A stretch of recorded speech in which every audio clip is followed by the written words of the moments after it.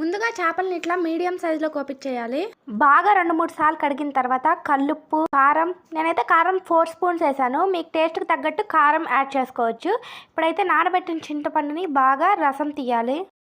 నేనైతే 1 కేజీ చేపలకి ఒక 2 ఎర్రగడ్డలు, 4 టమాటాలు కట్ చేసి ముక్కలుగా వేసుకోవాలి. ఇందాక కారం వేసాం కాబట్టి ఇప్పుడు ఇంకా పచ్చి టేస్ట్ కోసం పచ్చిమిరపకాయలు, ఇప్పుడు తురుముకున్న కొత్తిమీర, కరివేపాకు వేయాలి. ఇందాక తీసుకున్న చింతపండు రసం వేసి అసలు మామిడికాయలేందే నెల్లూరు చేపల పులుసు లేదు, అందుకే పచ్చి మామిడికాయ వేసి బాగా కలుపుకున్నాను.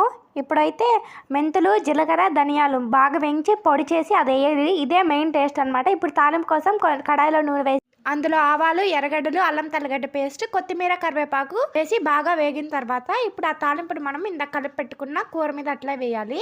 ఇప్పుడు ఇది తీసుకొని వెళ్ళి మీడియం ఫ్లేమ్లో 1/2 అవర్ పెట్టేస్తే మనం అసలు గంటతో తిప్పకుండా తానే తిప్పుతూ ఉంటే అరగంట తర్వాత ఎంత రుచికరమైన నెల్లూరు చేపల పులుసు రెడీ అయిపోద్ది. వేడి వేడి అన్నంలో ముక్కతో తింటే అదిరిపోద్ది. ట్రై చేసేలా కామెంట్ చేయండి. అలాగే ఛానల్ని సబ్స్క్రైబ్ చేయండి.